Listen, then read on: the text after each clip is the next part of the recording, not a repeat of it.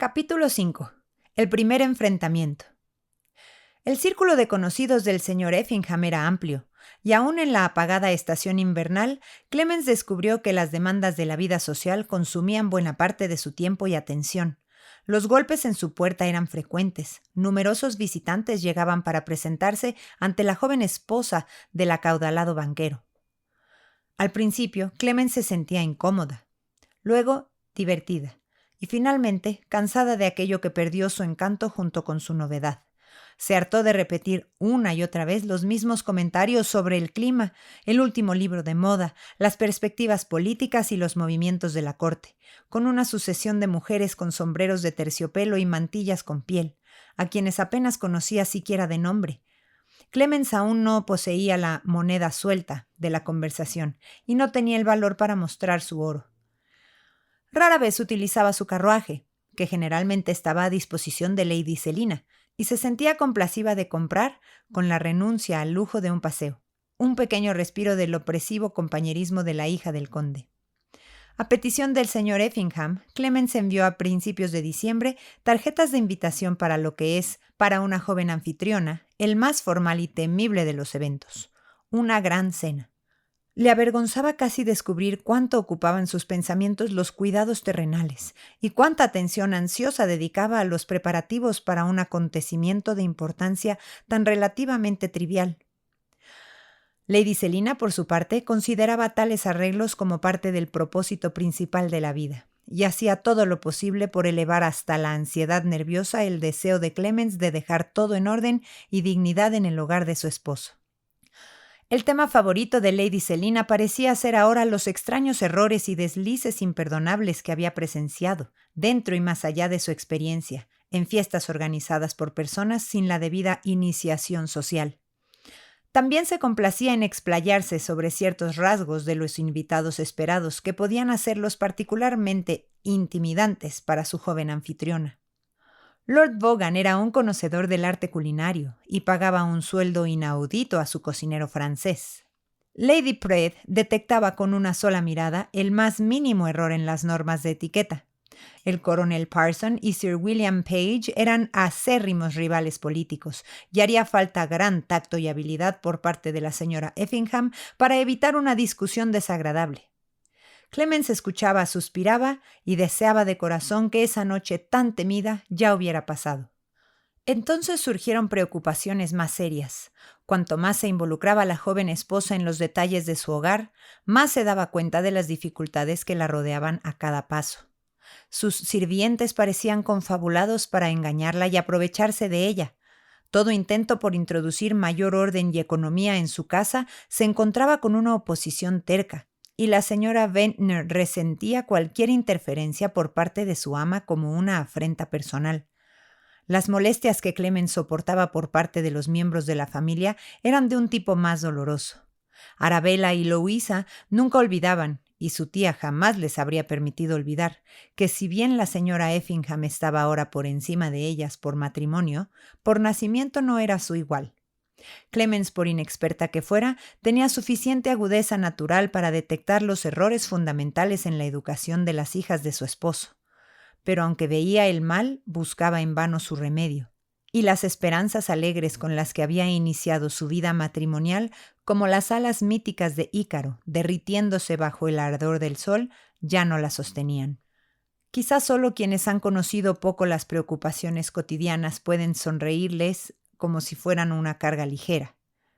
Para los jóvenes y sensibles, que hasta entonces han caminado por la tierra tan libres de ansiedades como un pájaro en vuelo o una flor en el árbol, la presión repentina de nuevas responsabilidades puede resultar casi abrumadora. Pueden soportar mejor el dolor o la dificultad. Entonces la compasión humana podría acudir en su auxilio y podrían experimentar más plenamente las consolaciones de la fe. Y sin embargo, ¿acaso el mandato que encierra un precioso privilegio, el de echar todas nuestras cargas sobre aquel que cuida de nosotros, está limitado solo a ese tipo de pruebas que los hombres reconocen como aflicciones? Ante nuestro gran maestro, todos los eventos de la vida parecen en sí mismos simples minucias, pero cuando se consideran por su efecto sobre almas inmortales, cuando se convierten en medios de formación y disciplina espiritual, Los más mínimos detalles cobran peso e importancia. Las preocupaciones de una maestra, los cuidados de un ama de casa, las responsabilidades de quien dirige un hogar, pueden parecer asuntos demasiado triviales, incluso para las páginas ligeras de una novela, pero en la historia de miles y decenas de miles forman la suma de las cosas humanas. Una batalla decisiva puede librarse dentro de los estrechos límites de un hogar. Salomón oró por sabiduría de lo alto para gobernar rectamente los asuntos de un reino. La misma sabiduría, aunque en diferente medida, necesita la más humilde esposa que desea dirigir su casa con el temor de Dios, y donde Salomón buscó, también ella debe buscar. «Ojalá tuviera 10 años más», dijo Clemens para sí, mientras, sentada en un gran sillón, esperaba con nerviosismo la llegada de una sirvienta cuya conducta ameritaba una seria reprensión. Casi pienso que Vincent y yo disfrutaríamos más de la vida en alguna cabaña rural, con una sola criada que nos atendiera, lejos de tanta pompa y protocolo, contentos y felices el uno en el otro. El dinero no parece valer todo el cuidado y problema que trae consigo. Estaba mucho más alegre la Navidad pasada, cuando, con mi cesta bien surtida en el brazo, caminaba sobre la nieve crujiente de cabaña en cabaña, segura de una bienvenida donde quiera que fuera, de labios que no adulaban y corazones que no engañaban. Tal vez aquí tenga mayores medios para hacer el bien, pero no del tipo de servicio que más calienta y alegra mi espíritu. Es más grato construir que derribar, hacer el bien que oponerse al mal, servir a Dios ganando bendiciones de los hombres que servirle provocando su enojo o desprecio. Pero lo que es de ver claro debe hacerse, ya sea doloroso o placentero. No nos corresponde elegir nuestra tarea, sino confiar en que se nos dará fuerza para cumplirla con valentía. Unos días antes de la fecha fijada para la reunión, el señor Effingham se ausentó por un corto periodo por asuntos de negocios. Era la primera vez que Clemens se separaba de su esposo desde su boda, y sentía que durante su ausencia toda la luz de su vida se desvanecería. Le habría resultado menos doloroso quedarse completamente sola. Era mucho peor que la soledad de estar con sus hijastras y Lady Selina. La altiva timidez que Arabella y Louisa mostraban al principio hacia la señora Effingham se había desvanecido por completo. Más bien ahora, al menos mientras su padre no estaba, hacían alarde de una completa comodidad.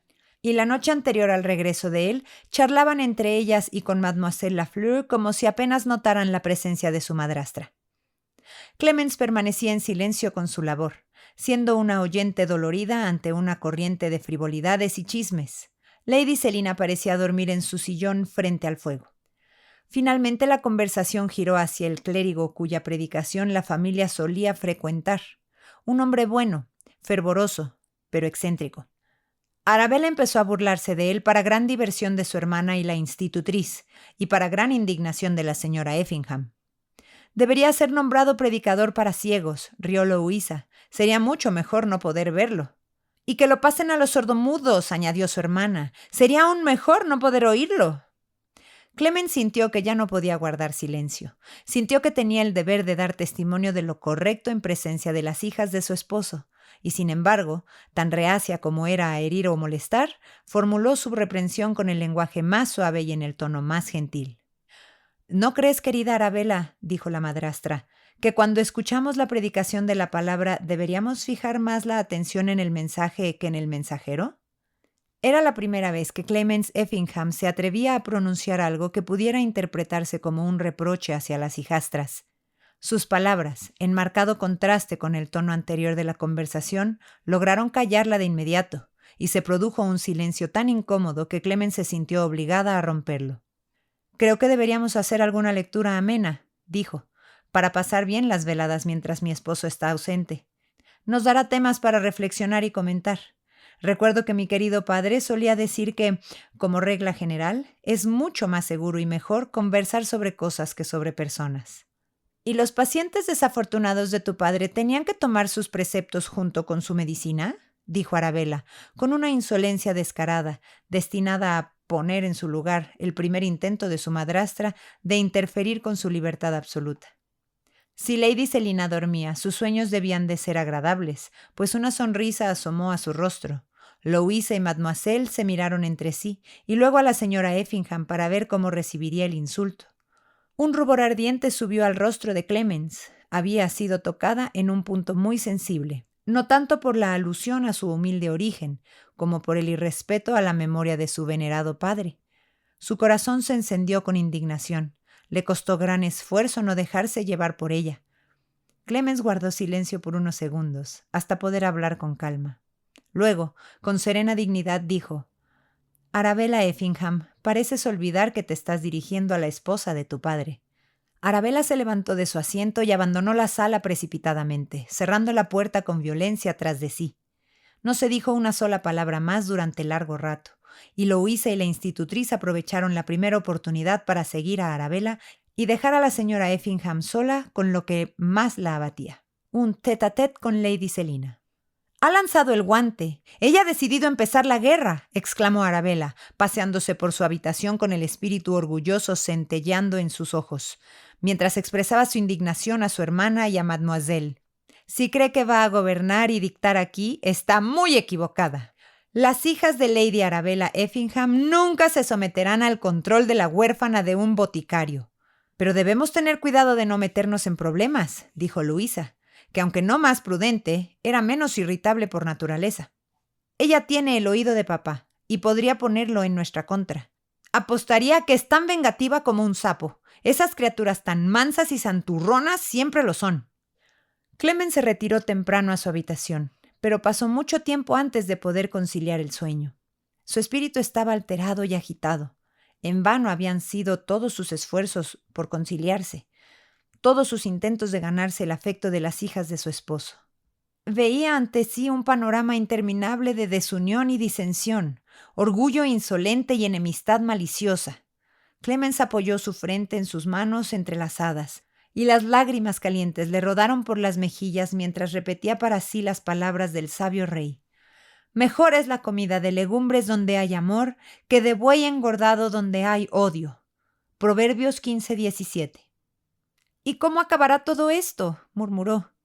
«¿No es duro que yo, que nunca ofendí a nadie voluntariamente, sea el objeto de tal rechazo decidido, que encuentre odio donde ofrezco amor y sea considerada enemiga por quienes estoy dispuesta a sacrificar mucho para servir? ¿No es duro?».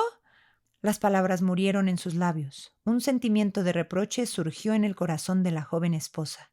¿Quién era ella para esperar estar exenta del destino común de los seguidores de su maestro? ¿Tenía algún derecho a quejarse bajo el peso de una cruz diaria?